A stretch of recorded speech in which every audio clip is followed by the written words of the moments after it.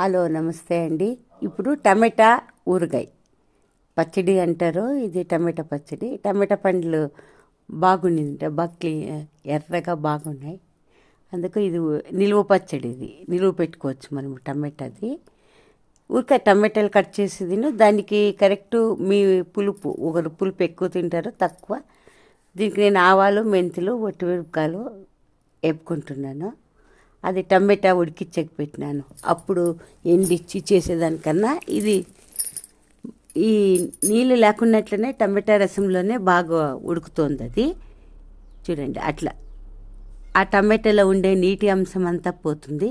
బాగా ఉడికించుకోవాలి చింతపండు వేసుకొని. అది పులుపు పడితేనే టమాటా ఊరగాయ నిలువను ఉంటుంది, ఆయనక టేస్ట్ బాగా వస్తుంది. ఇవే బ్యాడింగ్ మిరపకాయలు. మిరపకాయలు వేసేదాని నుండి ఏమవుతుందంటే కలరు బాగుంటుంది. దీన్ని నేను తిరువాతకి పెట్టుకున్నాను.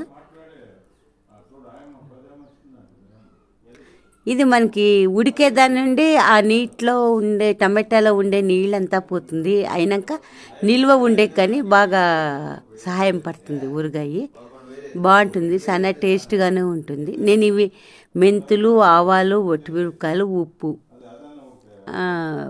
పిండి చేసుకుంటున్నాను.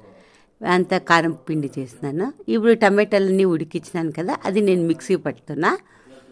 ఇక్కడ దీనికి తిరువాత ఆవాలు, కొంచెం ఒట్టిమిరపకాయలు, తెల్లపాయి, కరివేపాకు, జీలకర్ర వేసుకొని తిరువాత కొంచెం నూనె ఎక్కువనే వేసుకుంటున్నాను.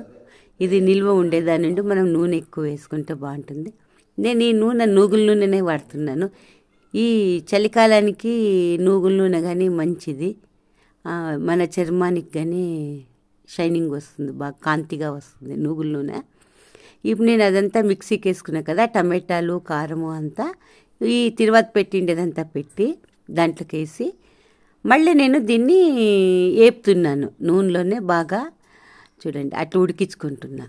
ఈ ఉడికించేదాని నుండి మనకి నిల్వ కానీ బాగుంటుంది, టేస్టీ బాగుంటుంది. మీరేమన్నా తెల్లపాయ తినము అంటే ఇంగు కానీ వేసుకోండి. చూడండి, నిల్వ పచ్చడి, టమాటా నిల్వ పచ్చడి రెడీ.